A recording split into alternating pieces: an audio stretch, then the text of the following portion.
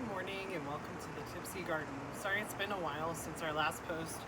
Life has been very busy. Today we are working on some flower arranging, and I just wanted to talk about a couple of design principles that if you want to create something like this at home, you can take those away and be able to learn how to do that yourself. The three major things that I think about when I'm making arrangements is texture, color, and also structure, which is also kind of like texture, as well as movement. You always want to find something that's kind of got like an airiness to it. That's your glue. And so when you're working with your flowers, the airy plants, things like this, like baby's breath is a great one to use. I got these bunches at King Soopers for like $2 a piece. And that's pretty much the only thing I didn't grow, that and the roses. Everything else is from my garden. So we've got some thistles for structure. Get in on that, David, and show them. Like you always want something kind of interesting like that, because that just grabs your eye. Plus, when you're out and about and you're enjoying flowers in real life, people love to touch stuff. So that gives them something that they can push on and check it out and be able to enjoy the flowers that way too. And then another thing we grew this year is this cute little bunny's tails, and I got this as a pack of seeds. It was like $3, and I sowed it inside in spring and started on a little seedling heat tray mat. But they've been awesome, and these hold like forever. Like these have been in my yard for like the last, I don't know how many months, like at least 4 or 5 months, and they're still intact like that. They don't shatter. They're very sturdy. They're super soft. They feel really cool. So that is a great, like, I will never not grow that in a cut flower garden. Like that is a staple for me now. Another thing that I love to grow, because they're so easy, are sunflowers. Just because they're so cheerful and they're so prolific this time of year with the heat. I know a lot of people's gardens are struggling, but these things all love the heat. They are all very drought tolerant, great plants. Another thing that I like to grow as a filler is this, it's got Russian sage all over it. This is Russian sage. Is this Coral Fountains Amaranth. These are great filler plants. They have lots of nice, interesting structure. They're very sturdy. They hold in a flower vase for like a really long time. They're super easy to work with, and they hold in a vase for like weeks. So when everything else starts dying in this arrangement, these will just be trucking along, living their best life. But super cool plant. Anyways, this is what the finished product's gonna look like. It has color, it has movement, it has structure. And you'll notice, if you look at it, like I said, the baby's breath, the greeneries and things like that are your glue. So that's what makes it cohesive and makes it form all together. And then another thing you wanna think about is, what direction am I gonna be looking at this flower arrangement? With these, we made them to where it's interesting to look at any angle, because I want people to be able to enjoy them no matter where they are in the room. If you're doing something where it's going to be on a countertop with a wall to the back of it, you could always do it where the bulk of your arrangement is centered towards the front there. So anyways, I'm just going to get into it. I preset these pots with a little bit of greenery as well as some filler, and then this baby's breath is a great one to work with again, because not only is it ethereal and it acts as like a glue, but it also gives you a way to weave your stems in. So it kind of acts as like a natural frock. If you ever see like a floral frock, what that is it looks like a bunch of nails sticking up from a central point, And a lot of florist people will use, like professionals will use those to stick their stems down into that to hold them in place. I just prefer to do it this way because it's cheaper and anyone could do it. So we're gonna do it. Let's get into it. So these guys here, these I also grew. These are a great perennial. Echinacea, and this one is called Purpurea. And what you want to do when you're doing your design too is you always want to think about what looks interesting. Well, as far as your interest goes, you always want to do things for your focal points in odd numbers because it makes your brain, for whatever reason, it just grabs you. Like it's more interesting to look at. If you have even numbers, then your brain tries to make sense of it and you're always trying to find a pattern. So if you use odd numbers for things, it makes it more visually pleasing. And it also lets your eye wander through the arrangement and find what else is interesting in that arrangement. So we're gonna do a sunflower here. I've got this guy here. I kind of want it, it's looking a little wilty because it's getting hot out, but it'll bounce back once it takes up some water. So right here, I'm gonna start here. This is gonna be my central point. And what I wanna do is I wanna work that stem, like I was saying, down into the middle of this baby's breath so that this sunflower is more held upright. And these are big, heavy sunflowers. And so if you want your sunflower to sit more upright, another trick you can do, try not to get this in my coffee, is you can clean the stem up like that on some greenery. I'm not sure what this particular greenery is, but it's pretty nice to use. It's very sturdy. It's got a nice sturdy stem. That's gonna help hold our sunflower in place. So we just wanna clip that. You always wanna make sure you're not putting any flowers or leaves in your water because that will cut the lifespan of your plants in half too, as far as their vase life goes. And so what I'm gonna do is I'm gonna remove this guy real quick. We're gonna stick that greenery in there. And then we're gonna reweave Mr. Sunflower down on the top of that so that his bloom stays nice and upright and we can see him better. And then I'm actually gonna move this guy back again. He's having a rough life. I'm like, not pleased with where he is. So we're gonna do that guy there. So now I'm noticing the majority of the weight of my arrangement is on this side, which is great if you're gonna put it in a corner. You wanna look at it from a corner, but we wanna look at it 360. And so what we're gonna do is we're gonna look in here and see what filler could I add that's gonna give it a nice weight. Maybe some of this amaranth. I don't want any of these big leaves on that because it's very distracting from the main focal point, which I want to be the sunflower. So I'm just gonna trim a lot of that off and leave the majority of the little leaves as well as that inflorescence on there. And if you make a mess, that's just part of it. Can't be bothered by those things. Some people are, and I just choose not to be.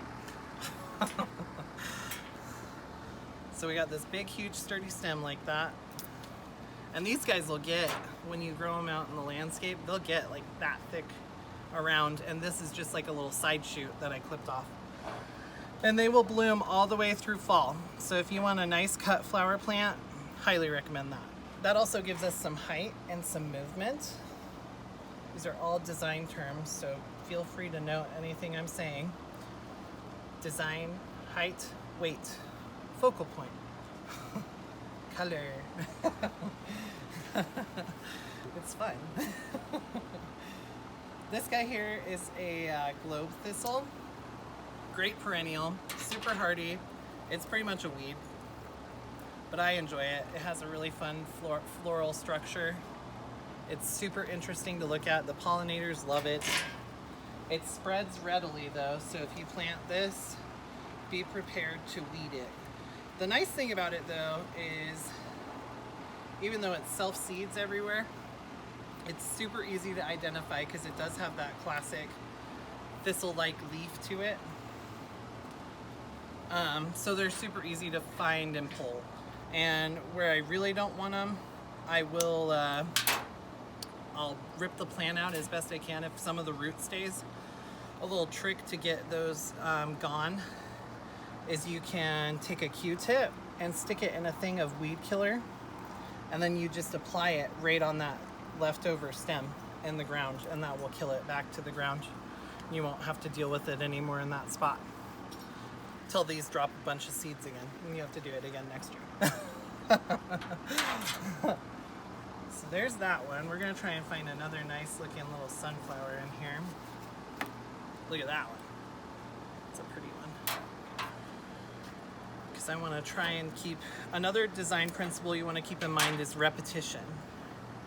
So repetition of form is what we're going for here. I've got a big focal point on this side, not much going on there. So how we want to balance that is we're just going to add another little guy right inside here. And that one is a shorter stem, so it's going to be a little bit more sturdy. It's not going to need as much support to stay upright because it's going to catch on the lip of the vase here. So we have some nice structure, we have some nice movement, we've got great color going on in here. Now I'm thinking probably what we want is we have movement over here, but we have no movement over here. It seems very devoid of anything. So what we want to do is we'll take our Russian sage, which is also a very drought tolerant, great perennial, grows awesome in Colorado if you need something that is pretty this time of year and smells so good. They smell so good. You want to keep that in mind too. You might want to add something that smells nice into your arrangement because that just gives it that little extra boom. So we just want this guy to come off this direction so that your eye moves that way as well. And then to finish this one up, I think I want to use one of these roses. And I just bought these from the store because this time of year in Colorado, it's a no-go. So, and don't feel bad doing that. If you want to see a big blousy flower and you don't have it readily available, go to your local store, buy some. Add it in with what you grew. And that just gives it, it elevates it a little bit, makes it look more professional. So we just want this guy to go straight in the middle. Sorry, that's my dog. Arwen, be quiet. We're filming. So that, to me, the one thing I don't like about that is that that's a little high to me. I want it more snug down in the center of that. So if you don't get it right the first time, you just take it right back out. And when I cut it at an angle because that's going to increase your surface area on your stem there. And what that does for you is it provides better water uptake. And so then we just want to pop them down in there. You can get them going, let them ruffle out a little bit. My brother-in-law painted my nails last night. So if you're noticing that, that's what that is. Oh, casualty. That's okay. Nothing's perfect, guys. Not in life, not in flowers. So you just refill that. Get out of here, Lily. Don't drink that. The one last thing I want to do is I've got movement here and movement here. And that's great, but that's an even number of things. So my brain is trying to make sense of, well, why is there something going out here and something there and not anything over here? And so to accommodate and appease that and make it look more cohesive, I'm gonna grab some of these little bunny tail guys, clean up the parts that I don't want on there. And I always do them in groups of 3s, 4s, or not 4s, what am I saying? 3s, 5s, and 7s, just because that gives it a nice little bunch. And since there's no movement coming towards me in this arrangement, that's what I'm gonna do. I'm gonna clip these about like that height. These are super thin stems too, which is another thing that's nice about them, because it's so easy to weave into the middle of that. So we're just gonna add it right here. Hey, we're filming, you hush. Sorry, guys. This is life, real life right now. So if you're thinking this is staged, now you know. Nope. Sure isn't. Alright, so this goes right in there like that. And that gives your eye a little bit of movement there. But I'm still thinking that it needs just a little bit more. So what I'm thinking I'm gonna do is I've got really heavy weight here, really heavy weight here, and I don't have very much weight here. And so what I want to do is I have all these left over anyway, so I might as well make use of them. So, and this is breaking my design principle that I've been talking about, but because it has so much weight and it has the movement and the repetition of color, you can kind of fudge the line there as far as that rule goes. And rules are not absolute. Some rules are made to be broken. So in this instance, I think breaking that rule here will make this look more complete and more cohesive, so we're gonna do it. And in fact, see, look at, now that I've done that, I'm actually gonna stick with my rule and I'm gonna add another rose right there, just to give it that little final floof it needs.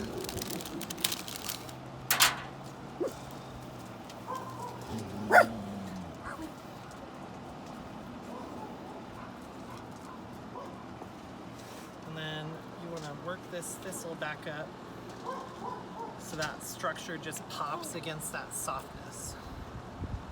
And that right there, guys, is your final product. A lot of these things are readily available at your florist, your local store, or wherever you may shop for your flowers. You just have to ask your providers, and then you'll have access to that. I have all these things readily available because I do a cut flower garden, which next year I think we'll do a video on that, on how to start one. But for now, I just thought this would be a fun afternoon project for somebody to do at home. Super pretty. And these ones are all intended for my sister's baby shower this weekend. So if you want to come over here, David, you can show them the final product on these guys.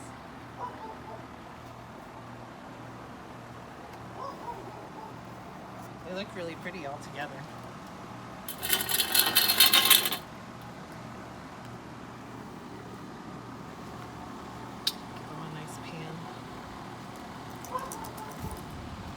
And I'll just pick one out too and show you.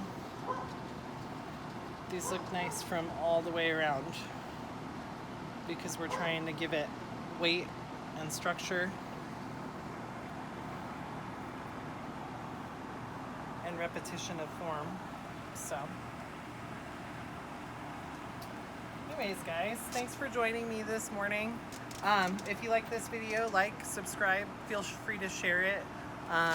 We're going to try and be more consistent with our posting. It's just been a very busy since the 4th of July, I think, is when we fell off the bandwagon. We went out of town and life just got busy. So we're getting back into it. Fun little project here. We're going to try and get more garden-based next year when it's not so hot. It's been such a hot summer, it's been hard to film videos too because I want to be able to show you nice things. And most of it looks nice, but it's a struggle. I think we're all struggling this year. So anyways, you guys have a wonderful day. Thanks for joining me. This has been The Tipsy Garden. Have a great day. Bye.